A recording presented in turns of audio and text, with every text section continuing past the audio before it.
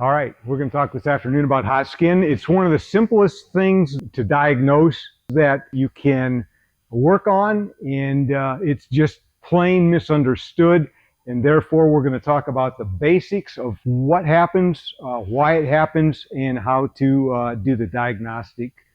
So, the first thing we're going to want to do is we're going to want to have an adapter cord, and this basically is a piece of wire with an alligator on one clip and a single wire wired to the ground pin of a 120 volt outlet, or plug. And if you look at this thing, again, it's just a regular 120 volt plug, a single wire in the ground terminal. And so I've got this wire pre-made.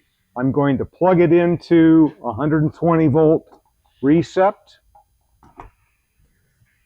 And by the way, while we're over here, to do a hot skin test, you don't need to be hooked into any high power outlet. Any 120 volt that will power your trailer. So your RV has to be powered separately. So this is add-on. So I'm going to take the good ground wire that's going to good known earth ground. I'm just going to connect that wire to one end of a multimeter.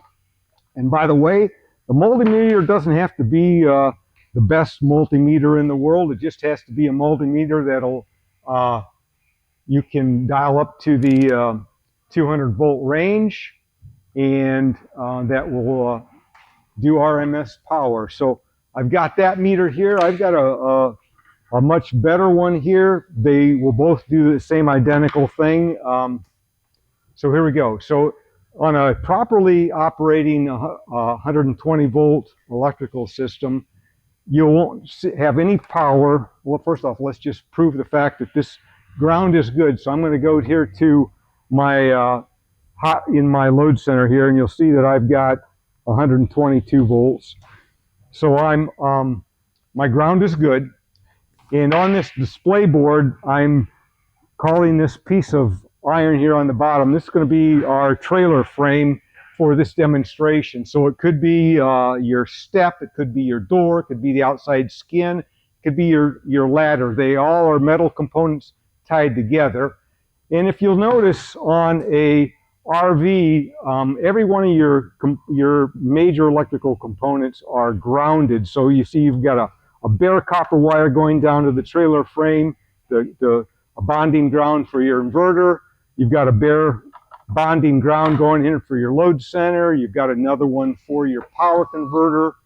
And there's one for a transfer switch. But every item on your RV, including your junctions and everything else, is going to have a good earth ground on it. Well, why is that? So let's take a look at this thing. So I've got this meter. And if I take this meter right now and I just touch anywhere on this trailer frame, steps, whatever, you'll see I have no voltage on that. Now I'm going to do something real simple. I'm just going to turn off the ground wire. So in effect, what I'm doing here with this switch, I'm taking the ground wire that would normally be in the electrical system and I'm just turning it off. I'm eliminating it. So if I take that ground and just turn it off, nothing happened up here on the rest of the setup. Everything looks like it's operating, but look at what happened on this meter. I now have 61.7 volts of AC electrical power on that skin. Now, I can touch this. I've got hot skin. I can touch that because I'm on dry ground. I've got rubber-soled shoes on. But if I was a RVer and I got up in the morning and the grass was wet and I'm in bare feet and I just touched the frame of the trailer, the steps, the handle, the grab handle, whatever, I just got myself a little electrical shock. Probably didn't kill me, but it would scare me a little bit. So again, got power there. I've got when I turn my ground on, it goes away. So I've got that. Now, you might think, well, this is kind of funny because he's got a switch on here. So I'm going to put this adapter in the wall and plug the trailer in without turning that switch off. So again, I've got this adapter that's going to have no ground wire in it. I'm going to unplug the entire trailer. I'm just going to plug this damaged cheater cord in, and you'll see the trailer powered up just like normal. I've got the same hot skin. It doesn't matter what I do to this thing, where I'm at in the trailer, I've got hot skin. Everything I touch that's metal, steps, everything has got hot skin. So that's the basic here. So what's the key to this thing? You never plug an RV in that's got a missing ground pin. So the ground pin can be, it can be on your trailer cord, it can be on your connector here, again it can be on the back side of the connector. Anywhere you've got your ground coming into the trailer where it's corroded, missing, broken wire in your power cord, the RVer just drove away and forgot to unplug his RV from the campground and he damaged his cord. Next time he goes to use that, if his ground pin is missing, he is going to have hot skin.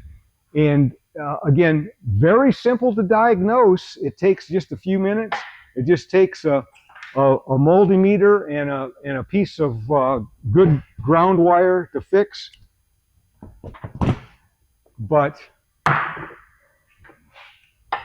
you just can't let there be a hot skin situation.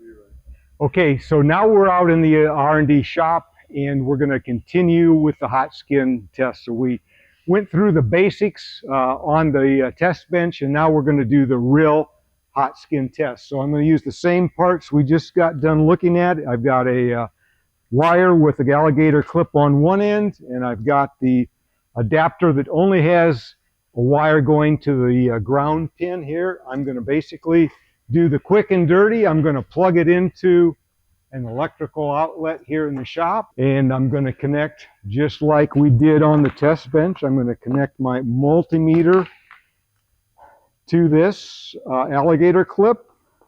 I'm going to turn my multimeter to the 200 volt AC range, and I'm going to basically, the hot skin test basically is just going to be to touch all the metal components of the trailer. Now, first thing, before we go any further, I want to explain this trailer is plugged into 120 volt power.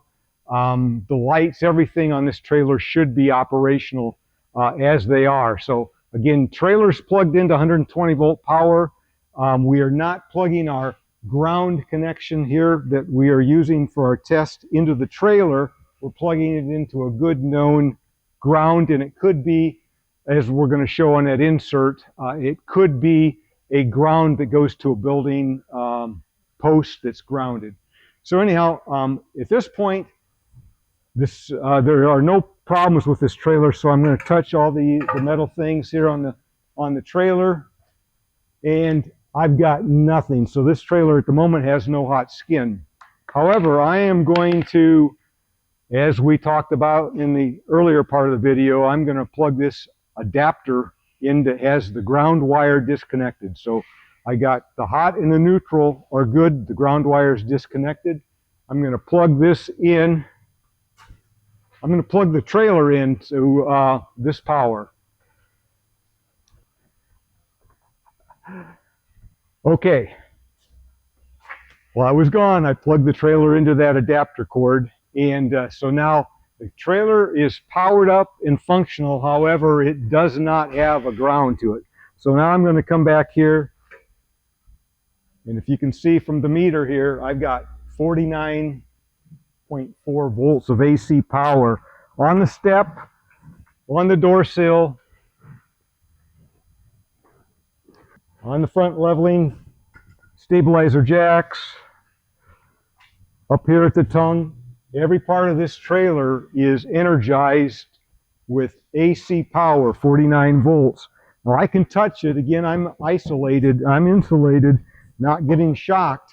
But if I was standing on wet ground in my bare feet, I would be tickled with 120 volt power right as we are sitting here just because the ground wire is missing and there's no good earth ground on this trailer.